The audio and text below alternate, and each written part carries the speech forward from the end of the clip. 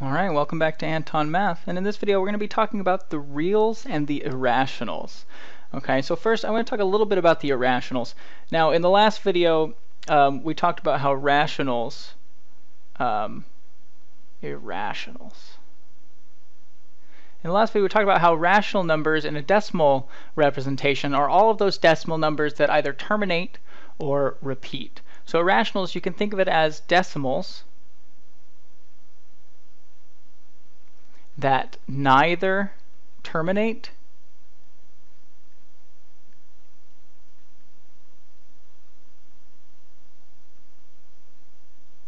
nor repeat. Right, so these infinite decimals, they just go on and on forever, and they have no pattern. They have no repeating pattern. Right, now we have some very famous examples. Right, the number e, the Euler number e, is irrational. Pi, probably one that we're all very familiar with, is an irrational number. We've all seen, a list of all the digits of pi up to, the 100 digits or something like that, and it just goes on infinitely, and we can't write them all down. We get closer and closer, but it's irrational, so we know that we'll never actually get there. We have the square root of 2 is irrational, and in fact, the square root of n for n in the integers, I should actually say n in the natural numbers, where n is not a perfect square.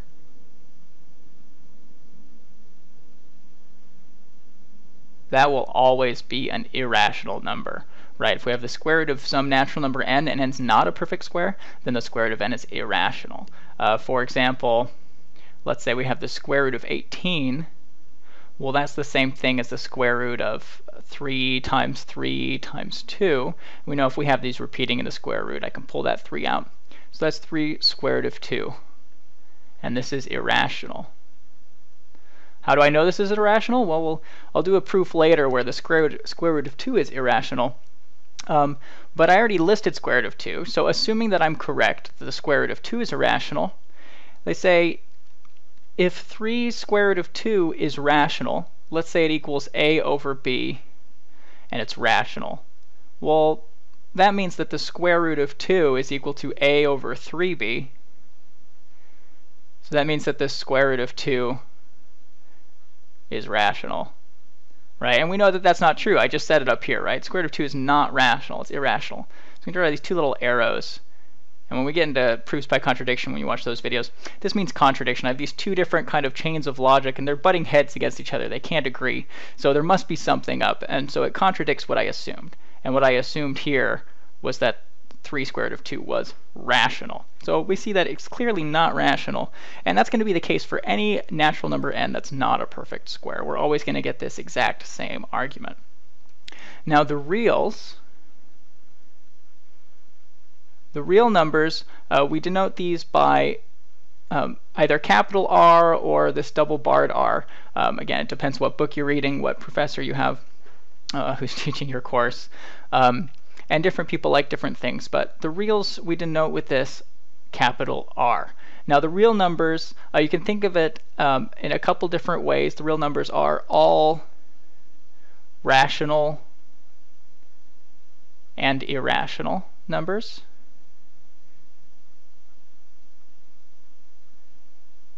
Or how I commonly explain the reals to people, it's all numbers on a number line. Right? We're all familiar with a number line.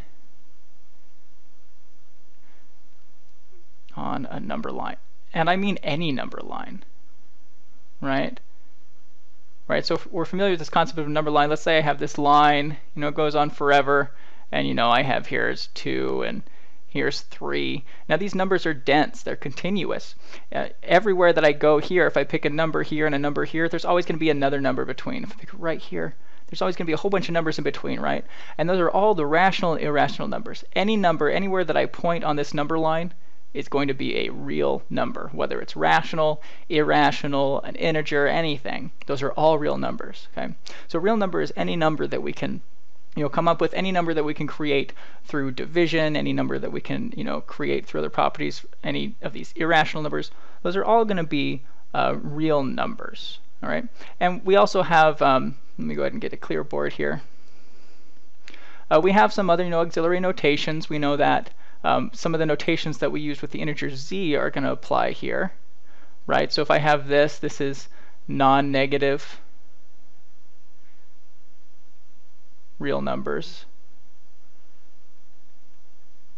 Or I can say, this r greater than or equal to 0, that's the set of all numbers that are real numbers that are greater than or equal to 0, right? I hope this is getting to be a pretty intuitive notation for you. Now, just like in the integers, we also have r positive, right? And this notation means all real numbers that are distinctly greater than 0. And we have, its kind of complement r negative. It's going to be all the real numbers that are less than 0. Or we have, r star. That's going to be all the real numbers that are not equal to 0. So that's all positive and negative numbers that are not equal to 0. And we have all these notations, right? Now we also have this very compact notation that you're all familiar with, I'm sure, but you probably never realized that it's the notation for a set, right? And that's the notation for an interval. In the real numbers, we have these continuous intervals, right? And we know that we have this notation. We have an open bracket and a closed bracket. So if I use this open bracket notation, a to b, right? What that means, now that we have this set notation, I can write explicitly what this means. I can define this. This is going to be all of the real numbers where those real numbers are larger than a and smaller than b. How concise. Now we know exactly what this means, don't we? Before we learned this in grade school, we had to use number lines, and our teachers drew these little symbols on the number lines. We're like, well, now it's not included, now it's included, etc. And now we can talk about what this means in a new language that we're learning, this new math notation language. And we can learn how to write these things down very nicely. Now we also have these closed intervals, right? If I have this closed interval a to b, well, that's just equal to all the real numbers x, where x is between a and b, including a and b. So I can write less than or equal to a is less than or equal to x, and x is less than or equal to b, can't I? And we can get some mixed versions of this too. We can have open a to be closed, and we'll just kind of mix up our set notation here.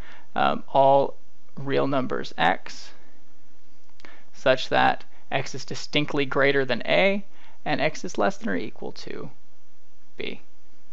How nice is that? So before, when you were writing intervals in grade school, I bet you didn't know that you were using set theory, but here you go. This is what an interval is as defined by the set of all elements. Even though there's infinitely many elements in here, these are all of them that are in this interval. Now, one last note before I go. Coming back to the irrationals, we don't really have a notation for the irrationals. I've been able to give you a notation for the set of all integers, set of all rationals, set of all reals. But how we would normally denote the rationals is just going to be, well, the rationals are all of the real numbers minus all of the rational numbers, right? Or we can say all of the real numbers, we use this minus all of the rational numbers. Now this is the set subtraction. This means I'm taking the set of all reals and I'm extracting all the rational numbers, and what's left in there is this whole set, right? We know that this notation is just talking about one set, and I'm defining that set by taking a large collection, and now my restriction on it is that it's not irrational. So how would I write that? Well, that's equal to all x, such that x is a real number, but x is not a rational number, right? So we do this x in, and then we cross it out with this kind of vertical slanting line. X is not a rational number, right? This is how we define the rationals with set notation, now that we have an understanding of the real numbers and of the rational numbers. Now in the next video is kind of optional.